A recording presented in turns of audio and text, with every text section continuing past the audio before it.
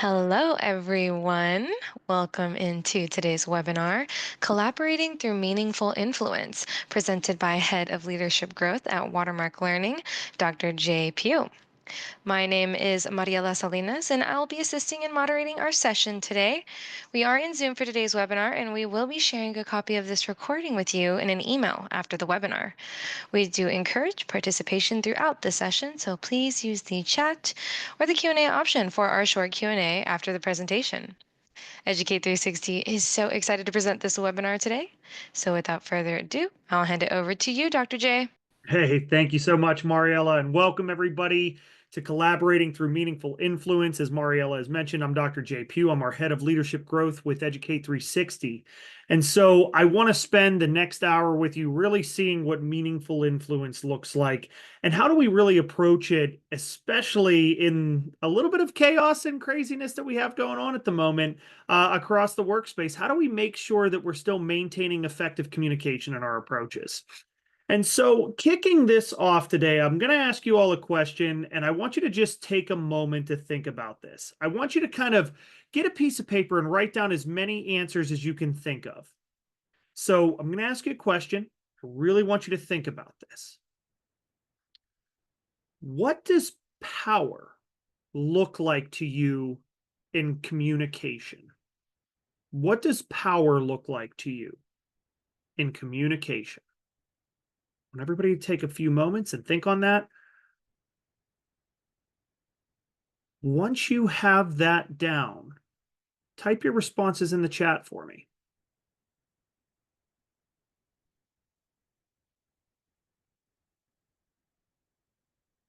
Oh, I like what's starting to come in. So we're seeing influence being heard and understood. I really like this. There could be a sense of authority. People are truly listening. Yeah, there's a little bit of strength, decisiveness, engagement. I really love this. There's a sense of effective action, decision making. There is a willingness. Amanda, I love where you're going with this, is this willingness to share, right? It can be convincing, it can be persuasive. What I also like that is mentioned by Kentia, and if I mispronounce, please let me know. But I love this sense of there's a component of integrity in why we do what we're going to do. And so there is things that I'm seeing in addition that I think is wonderful. Boundaries being respected, captivation of your audience's attention. There is a true and effective and emphatic messaging in the way that people are receiving it. There's collaboration. This is a huge piece that comes into play. What I love that I'm not hearing is that there's this sense of what traditional, I'm seeing value and willingness to share knowledge. One thing that I really want to hone in on is nobody has mentioned that power is sort of this understanding that you are just dominating a dialogue and that's going to be it. I think we have to redefine power, especially as the way that it's defined in current leadership and the way that it looks in any organization that we work for. And so what I want us to really look at is what true sense of power can come into play. So that leads me to one other question I want to ask you. There is typically a fine line between manipulation and influence. If that's the case, what is the big difference between manipulation and influence? Both are meant to be persuasive. Both are meant to try to get somebody to do something of action. So what's the difference between manipulation and influence? Brilliant, brilliant, folks. Nicely done. Yeah, end goal and intent. Those are the biggest thing is when we're looking at things from a space of manipulation, manipulation is meant to be self-serving, whereas influence is meant to be all-serving. And the other piece of it is the intent is not to end up winning. The intent is to truly find the win-win for all. And there is a selfish, right. And Leonardo, I love this, that it is self-serving versus all-serving. And so as we redefine power, one of the first things I want us to think about as we collaborate with meaningful influence is really understanding that past ways of leading and influencing aren't really as effective as they used to be. There is a sense that right now, legitimate power is somewhat of a necessary, but it can't be relied on the way that it used to 10 and 20 years ago. So when we talk about legitimate power, this was typically done through position. This would be done through the understanding that I am the boss and you are the employee. I'm responsible for priority setting and deadlines and this. And if you don't get this done, we're going to have problems. It was known as what was called legitimate power. It was simply meant to be based on the hierarchy. And it's not as effective as it used to be. You'll hear phrases all the time as if you have to tell somebody the position you're in, you might not be the person for that position. And so I really want us to understand that legitimate power can only take us so far. It is important as a person to be in a leadership position, to be able to create meaning for others. It is important to do so. But the moment that you're overusing legitimate power is the moment that people are now seen as a cog in the wheel and they're not seen as truly the people that they are, and they will not go as far for you. The problem with legitimate power is that if it's overused, at best, you will get compliance. At best. So we're not trying to use legitimate power as much as we used to. Reward. How many of you like a good reward? You give me a thumbs up or hit the hand raiser if you love a good reward. Yeah, I mean, who doesn't? Who doesn't love compensation? Who doesn't love rewards? Right? Oh, yeah. So I bring this up because as we go through this, I really want us to think about what rewards look like. Rewards are great. They are great short term investments in demonstrating recognition and appreciation to others. It's a great tool to use. But why shouldn't we use this as why is overusing this bad? What can happen if we overuse reward? There's two things that can be wrong with overusing rewards as an influencing mechanism. Yeah. Number one is expectations, right? It's an expectation now. And the moment something becomes an expectation, they become numb to it. I absolutely agree with this. I love where we're going with this. And number two, it creates dependency. It does. It creates dependency. And I love, John, you mentioned that if it's not their love language, it can lose its effect.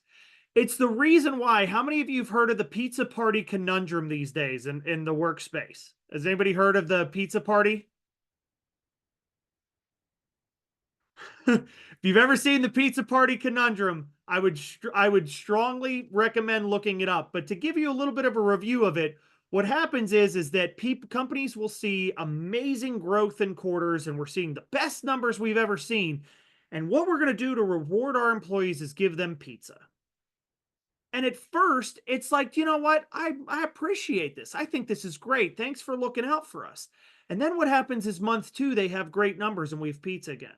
And month three, we have pizza. Month four, we have pizza. And month five, we have pizza. And all of a sudden, people start to get hip to the wise, if you will, to say, you know what? This isn't as meaningful as it once was. So it can be, we have to be cautious about overuse of reward because it can become stale and it becomes an expectation. And that's what happens, Kelly, is they start expecting the pizza. So we really want to use reward few and far between because it means more when it happens. Next, coercion. Coercion is an evil necessary at times. It is something to where if we've gone through every measure and we've taken every point to say we need performance to continue to improve, we need to do X, Y, and Z. Coercion is once in a while the case to say, look, if we can't get this going, we might have some deeper issues. And that's where performance improvement plans occasionally come into play. It really is the necessary that has to occur once in a while. But even still, when it comes to coercion, I don't leverage coercion in a space of being overly authoritative with it. If I'm going to use it, it's a space of, look, we know that performance needs to go up. We know that we need to see better results in what we're doing. I want to try to set a plan together so that we don't have to run into this. The problem is that if we overuse coercion, people are going to leave. The workforce is shifting, and as it shifts, the market shifts. As the market shifts, people don't necessarily put up with coercion and they will go somewhere else. And lastly, is resources. Resources like rewards are very positive. They're great to have. But if you overuse resources or rely on resources, what has a tendency to happen is if you run out of them, you have no more to give. And then what do you have to rely on? So we really have to be conscientious about the resources being overused as well. So, in conclusion, with this, it is okay once in a while, sparingly, to have power positional influence. But if we're not using this as the go to anymore, see, 20 years ago, this was the go to. This is how businesses were run.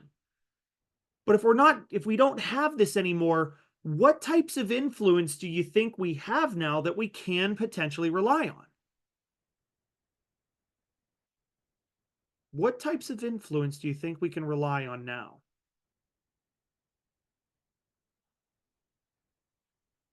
And if you all are like, that's why we're here, right? I could teach you a little bit. Yeah, I like where we're going with referential power.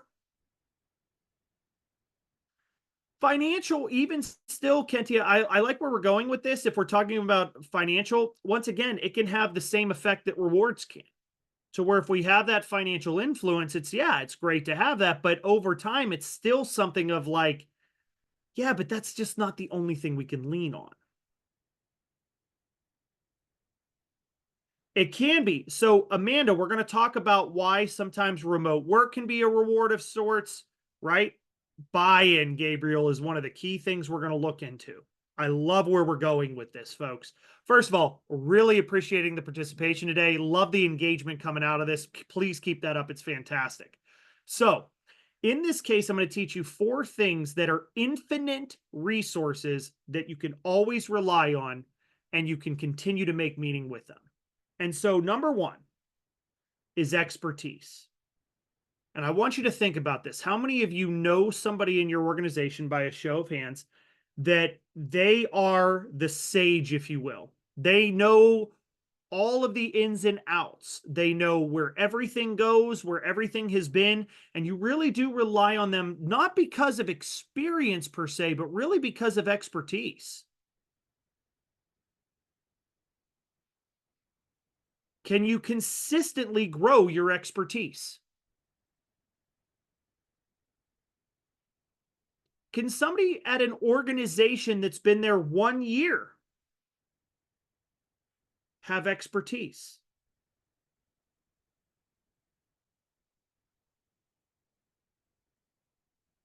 And it does depend in certain cases, right? Because I didn't say that maybe they had 10 years yeah, if you come from another place, maybe outside the org. Amanda, it could be limited to certain capacities, sure. The beauty of expertise is that A, it can always be grown, and B, it can always be accessible and viewed as valuable to other people without relying on something tangible to look at. So your ability to look and gain specialist knowledge is really important.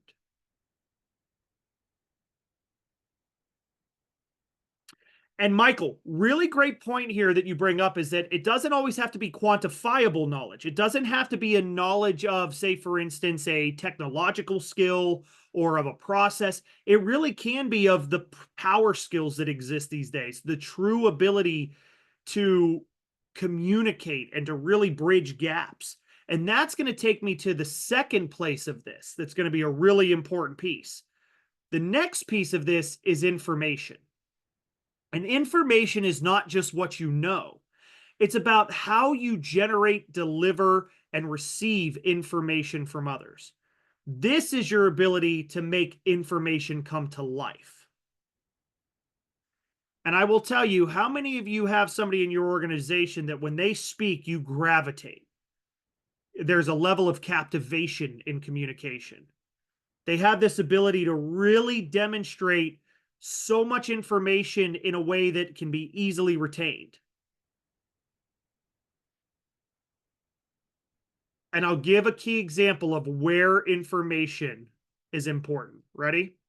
How many of you have learned something in the first 15 minutes? It's pretty cool. Just by a quick show of hands. Wonderful. Excellent.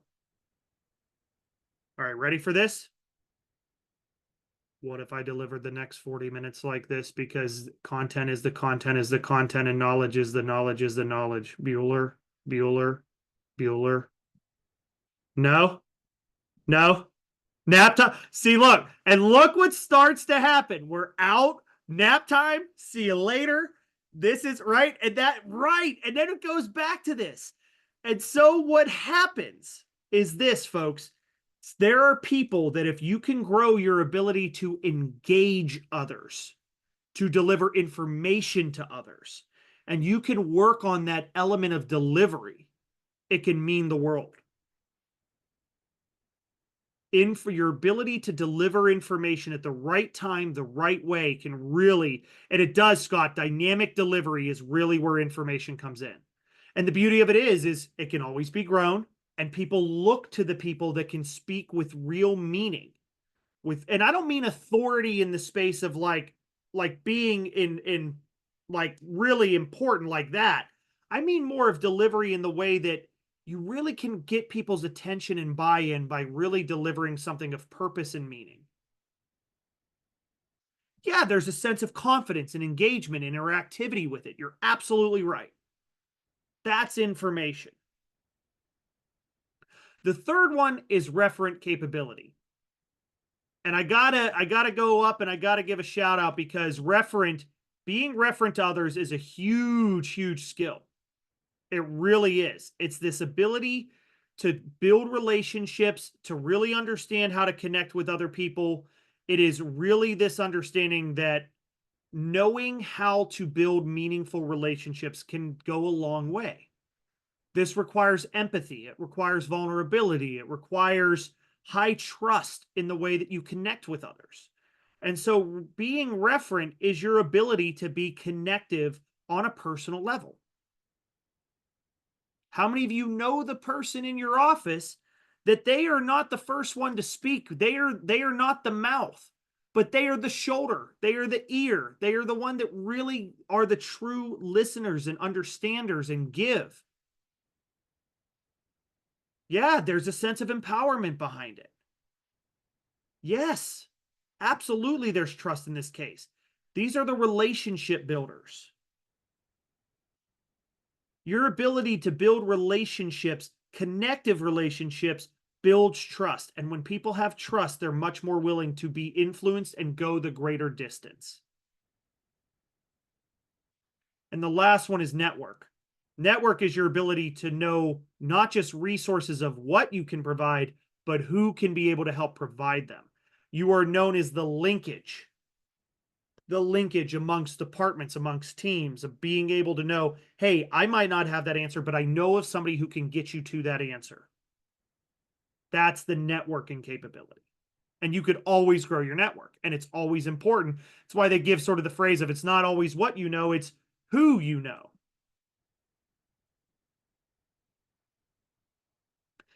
And so here's why I bring this up. You ready for this? I want you to take a look at this for a second and think, out of these four, is there any of these that you look at where you're like, man, this is my absolute natural go-to? And I'll give an example. Information is definitely my number one. I would say that to me is my go-to. That's probably the number one thing that's natural for me. I would say that expertise is probably two. I'd say network is three. And the one that I really spend time working on is referent. That's the time that I really put my effort into growing and to really take more of that connective approach. I'm a little bit more of a guarded individual, so I spend more time in the connectivity. So if you had to say what your one and your four is, your high, which is your natural, this is what your natural go-to is. And what is the one that you want to put a star next to say, This is where I want to grow. I want you to think for a moment on what those are. And once you have them, type them in the chat. Perfect. What I love that I'm seeing is you'll see the numbers are different. Some expertise is high, referent might be the one to grow. You know, in other cases, network is high, expertise may be the one to grow. This is perfect. I love this level of self-reflection you're taking right now. And so I want us to really recognize the importance of all four of these. And whichever one is your number four, that's where we spend time. So if referent is your number four, spend time more in the personal connections with people. If it's more of networking being low, spend time in the professional capability of connecting. Hit your LinkedIns, hit your approaches, look for people to connect to that have similar approaches, feels, learn different departments. Information, Toastmasters, join presentation areas, look for speaking engagements, look for a way that you can be connective in that speaking. And if it's expertise, learn that subject matter expertise, ask questions, dig deeper, do research. That will take you the furthest. Spend time in the growth. Pretty amazing stuff so far. These four things are what people look for when they really try to gain information and learn more from others. The best part about this is that when you lean on that more power, on this type of power, people gravitate to it. They connect with it more because there's this sense of asking and connection and not just being told what to do, or it's this top down approach of communication. It's a much flatter communication with personal power. The best part about personal power is it's no longer about just getting compliance. It's about actually gaining longer term commitment. People buy in because they want to buy into it, not because they feel like they have to.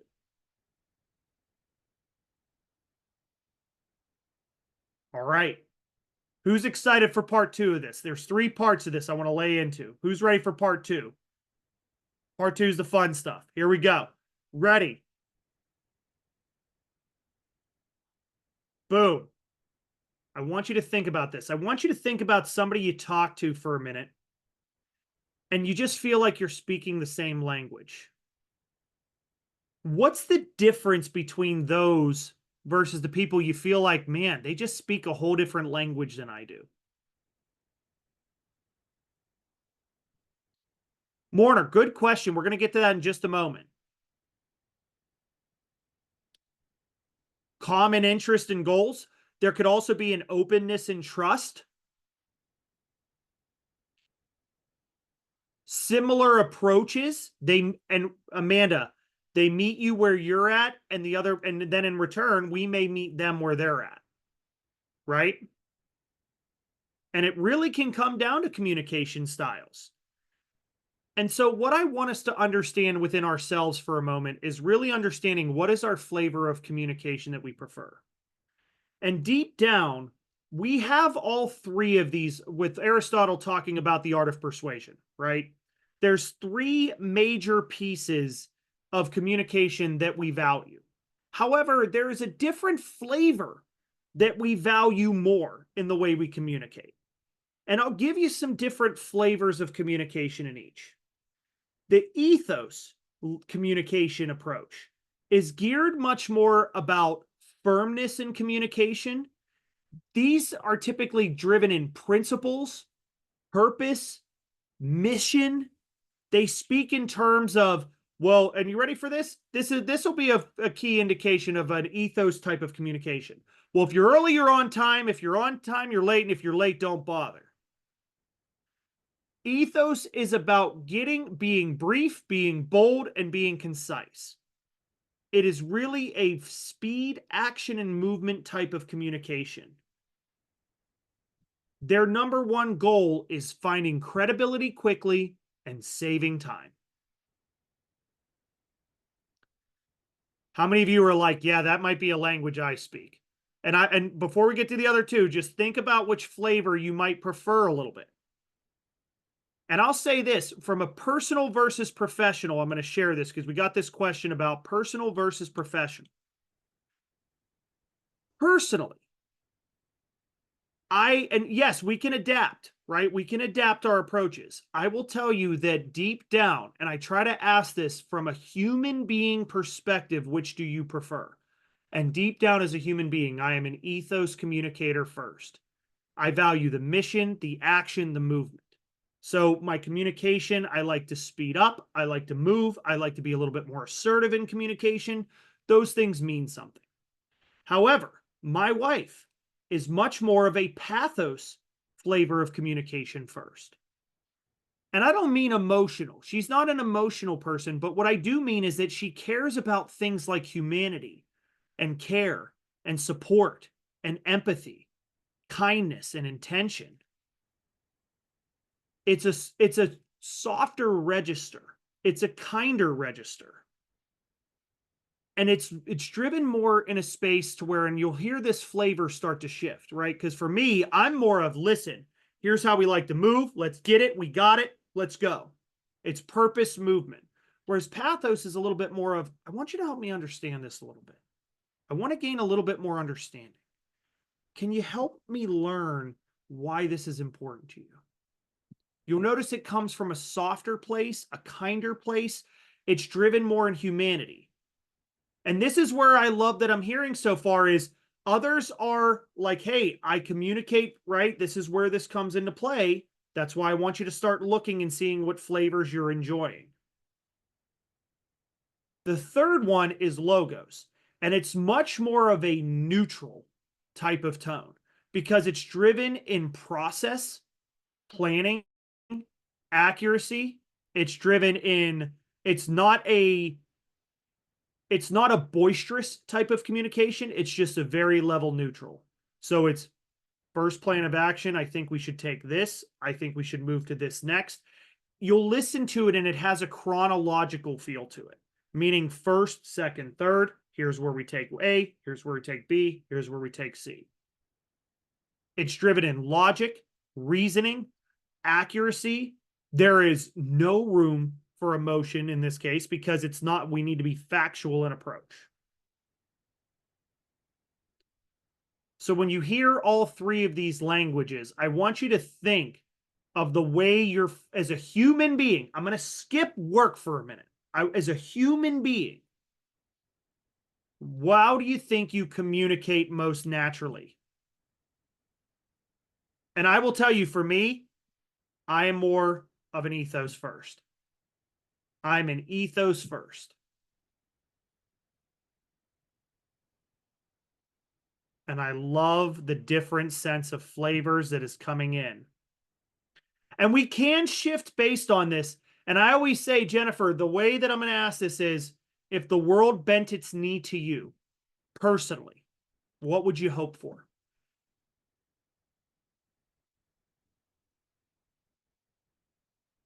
This is why I like this as an approach, right?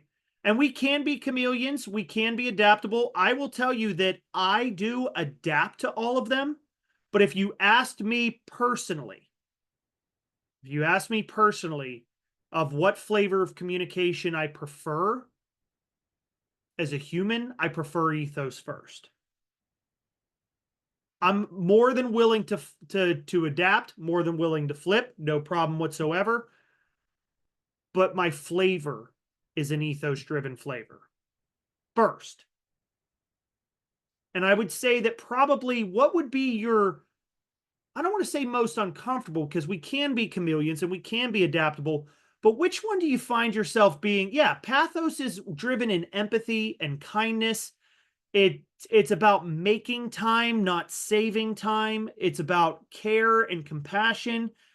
Pathos mindsets, they're typically in the mindset of saying, like, they ask you about your weekend and they really want to know how your weekend is. They mean it with every fiber of their being. Whereas ethos goes to the sweet Mama Brown meme and they go, ain't nobody got time for that. Ethos gets to business first.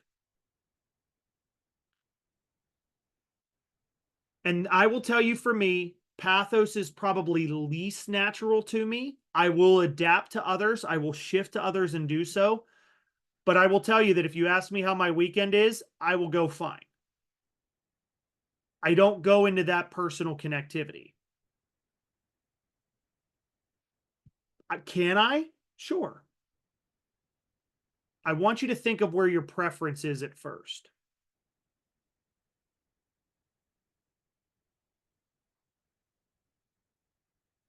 Correct, Dominic. I'm the same exact way. I am the least pathos until I really know that you've checked off the ethos and the logos door first.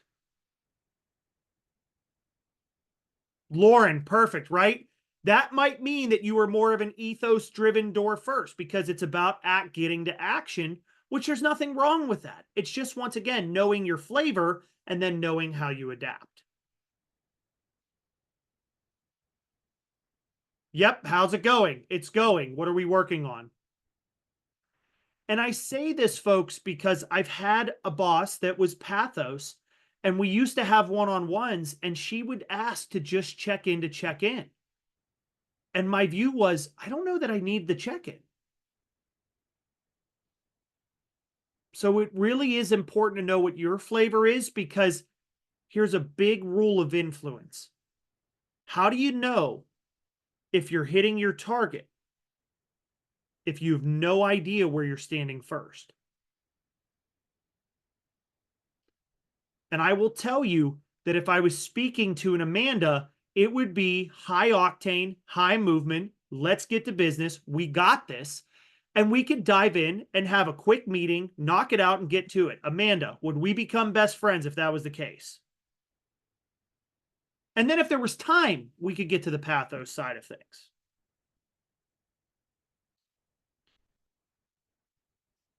So if I was communicating in that case with somebody, my target doesn't move very much.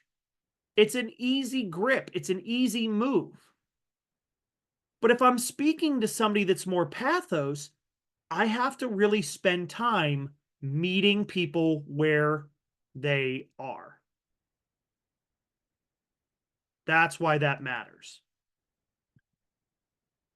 And it is, John, you're absolutely right that we have to be able to adapt to environment and audience. But once again, that's the huge piece, is we got to know where we are first to know what adaptations we need to make. Brilliant question, Eliza. She goes, how do we know where they are if it's a new connection? This is a great, great, great, great question. So if we're going to go into this, here's what I want to teach you. Whenever I listen to verbiage, yeah, and I would say listening with our ears and our whole body, Amanda. Ready for this? Ethos, what I pay attention to is the following: the assertiveness of their communication,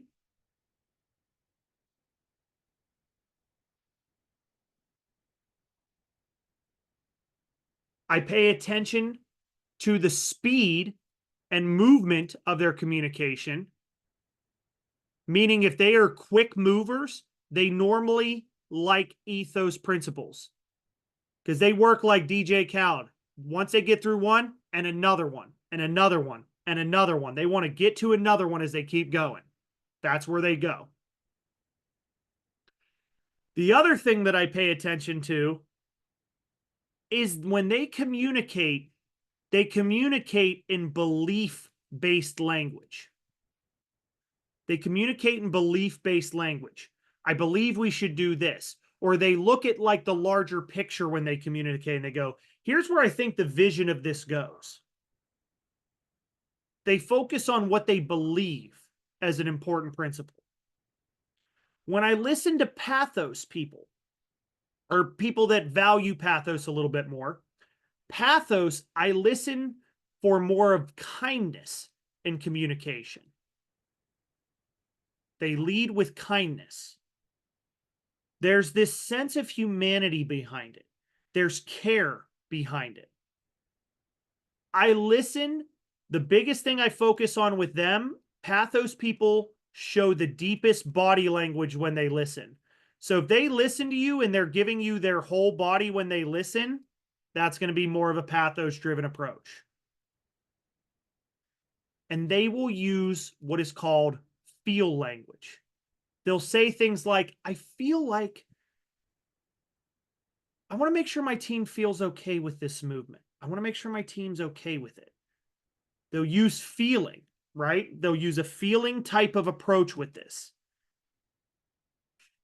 And this is, once again, I love that we're finding ourselves in this. This is what's important with this.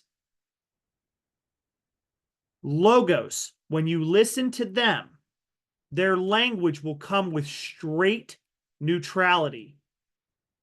I don't want to say it's coming monotone, but it's very much coming from a place of, have we explored this? Have we looked at this? I want to make sure we have the right process in this case. I want to make sure there's understanding. They can play a little bit role of Switzerland because they go straight to the facts. They go straight to the objectivity. So for them, they communicate in what we call chronology. When you listen to them, they will communicate in first, second, third language. I think we should start with this. Then we focus on this. This would be the next thing. They communicate almost in this way of a plan. I would say, Sarah, too, I wouldn't go to that far with a Spock, but yes, if you really catch that, then it might that might be a little bit of the furthest one. Yeah.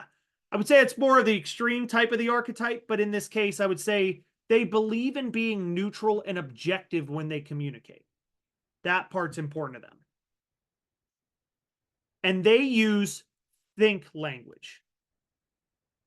It's not about what we believe or where we're moving, but they focus on true thought and factual language. Those are clues and cues that I listen to whenever they're communicating.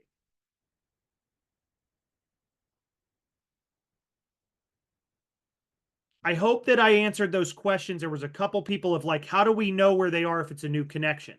These are things that I'm listening to. How do I pay attention to the components of where we are moving if somebody's not speaking the language? What can we do? And so what I'm going to show you next is how to build trust with each. If you are listening and you're catching somebody that's driven with ethos, or it's more of a purpose first type of door, what I typically do is I model expectations. Meaning, if I'm going to ask you to do something, I may have modeled it myself first to say, here's what I have done that I found a success in. I'm hoping this can be replicated. This one is the most important one. You follow through and you tell them how you follow through. For them, they value effectiveness. They want to know that you're getting the job done. If there was any type of mentality that that ethos people work in, it's called GSD. Now, this, right, and you're listening to some of the ethos coming out going, yes, this is what I've been waiting for. That's the huge piece of this is they live in GSD mode. Now, we're recording right now, so I'm going to use the PG version of this. But does anybody know what GSD stands for?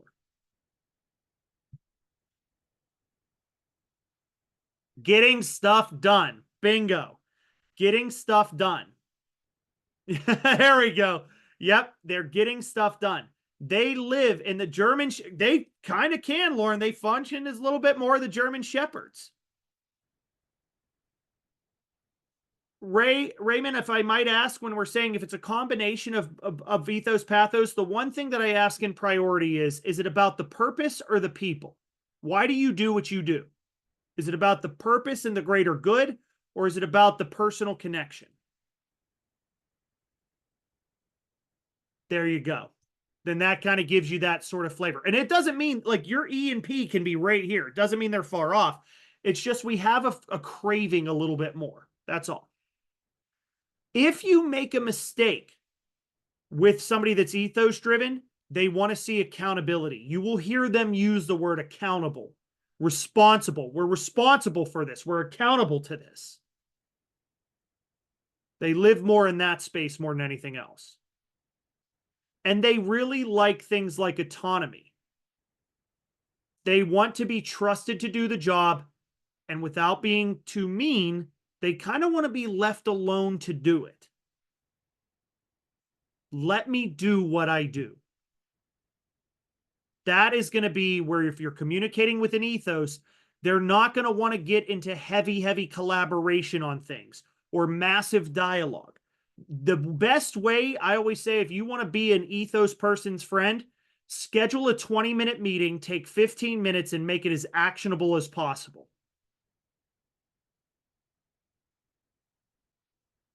You will gain so much credibility with an ethos mindset. And be there early. Correct, because once again, if you're early, you're on time. If you're on time, you're late. And if you're late, don't bother. Absolutely. That's an ethos mindset. Pathos.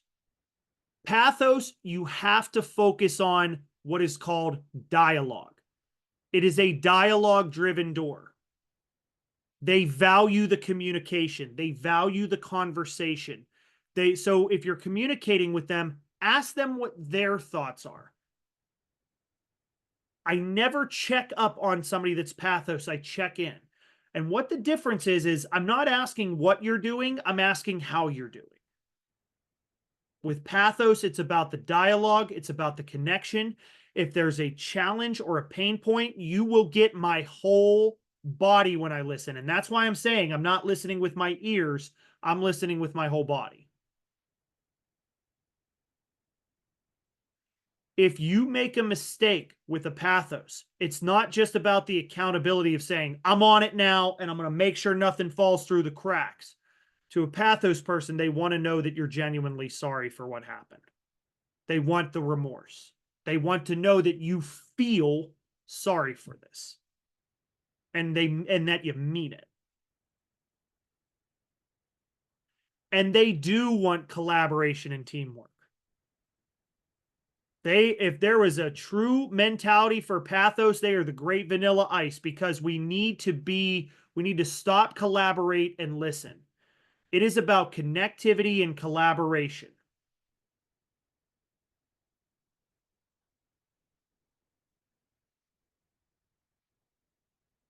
The reason why is because it's not always about the destination. It's about the journey and the people that are on that journey. And not necessarily sorry, but that you feel some sort of remorse out of that, Bonnie. I love this as a good point, right? It's not that you want them to be like, sorry, or like say you're sorry, but that there is some remorse, that like they're not just brushing off the problem. That's more of where I'm saying in that case, if that makes clarity. And I appreciate that sentiment. I really do. Yeah, you have to be real about it. Excellent. Yeah, and if not, that you're taking it seriously is a really important thing. That it means something. Logos is about accuracy. It is about evidence, accuracy, results. It is about not necessarily following through, but if there's a problem, did you follow up on said resolution? They love good efficiency and process. If there's a problem, fix it. Logos mentality has a tendency to look at the world in a break fix component. This is broken, we must fix. This piece is missing, we must add. It is puzzling in the way they move. It's puzzle piecing. They are looking to make things better and more efficient in approach. And we're going to talk about how to balance the three, Richard, in just a moment. For them, if you're communicating with them, assign roles and responsibilities. They like good divide and conquer approaches. So if I'm balancing the three, and their door is really driven in and Ashley, we have a whole course on, if you have a new team and if you're trying to learn it, we have a whole course geared around mastering meaningful engagement on how you read what that looks like.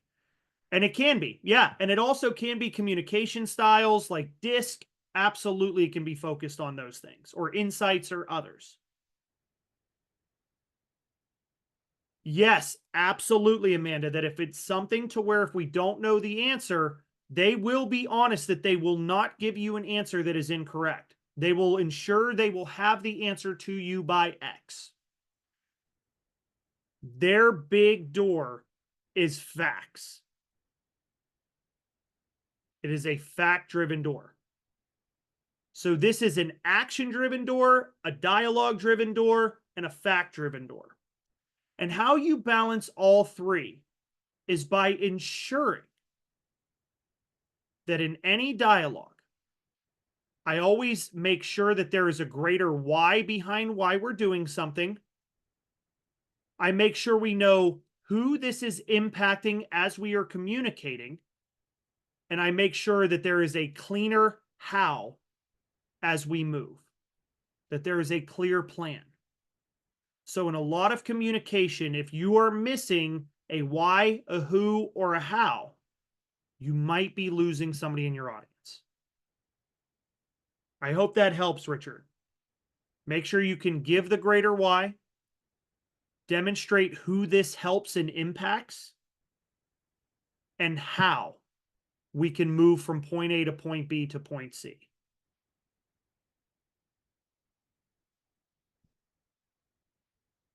Now, with that said, we are down to our last sort of, I'd say, 8 minutes of this. I want to make sure that we are having a little bit of room for questions. I think I've managed to answer nearly most of them, if not all of them. But if I did miss that, please take a moment to ask questions. And I want to make sure that this is helpful in approach. And thank you for the feedback on that. I love that you're enjoying it. Thank you for that. But I want to give some room for questions for you in case if you're running into it.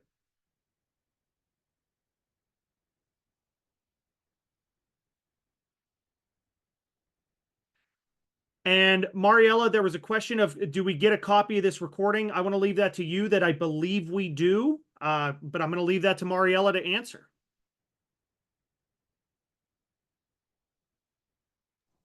Awesome. Was going through some of the Q&A. We had a question, and I wanted to confirm that this was a Power Skills webinar. We had a question about a PDU. Yep.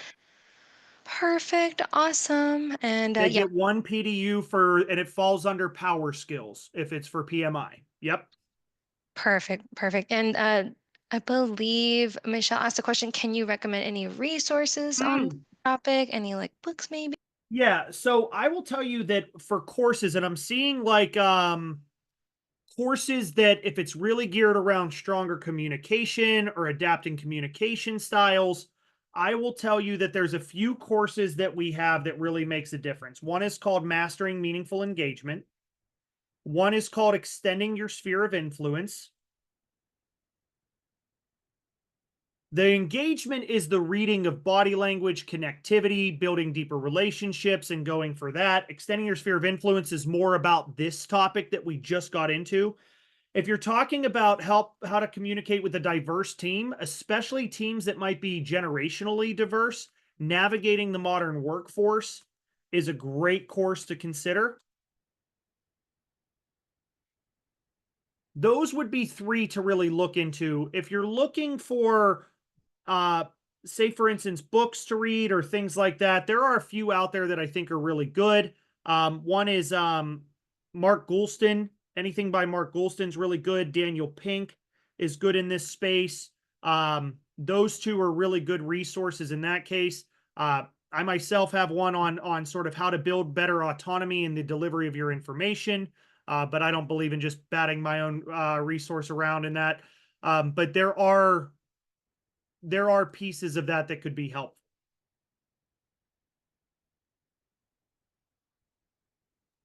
These are great Awesome. questions. Fantastic questions. Yeah, I believe you got to this, but someone asked, how do you balance the three ethos, pathos, logos in the workplace? Yes, we did cover that, Mariella, and I appreciate it. But we talked about getting to the place of the why, making sure that you always have a greater why in communication, making sure you're demonstrating who this impact supports and helps, and then making sure there is a clear plan of how we get from point A to point B, and then how we get from point B to point C. And Mortar, to answer your question on the work styles and the temperaments, we have courses geared around DISC. We have an understanding DISC profiles course that goes further into that can really dive deeper into those pieces. Yes. We follow a little bit more of the DISC, but we are supportive of those that use insights or those that use strength finders or other assessments that work with that. Awesome. And I had a question here just about claiming your PMI PDUs. You can absolutely go to PMI and that login info that you get whenever you get a PMI certification, and then just register it with a link to this webinar recording, which you'll absolutely get in an email after the webinar. I saw a couple of questions on that as well. So yes, if you missed out on any part of the session, do not fret. We will be sending that link to your email right after the webinar. And I believe that will conclude us today. Yep, it looks like that was everything. So thank you so much, audience, and thank you so much, Dr. J, for this awesome info. Excellent. If there are any questions, easiest way to get a hold of me is LinkedIn in case if there are things for questions, I can get you to the right resources. Or as mentioned, if there is a form afterward that you're interested in checking out, please take a look at it. I'd like to think that what we're doing with Watermark is some amazing things. We are on Training Industries watch lists, and we are making a difference. So feel free to reach out to us if you need anything. It's about the audience, not just the content. And so thank you. Absolutely. Awesome. Well, thank you again, everyone, for attending. We love to see you here. And thanks again, Dr. J. And another one. Thanks, everybody. Take care. All righty. Thanks, everyone. Have a great rest of your week. We'll see you all very soon. Bye for now.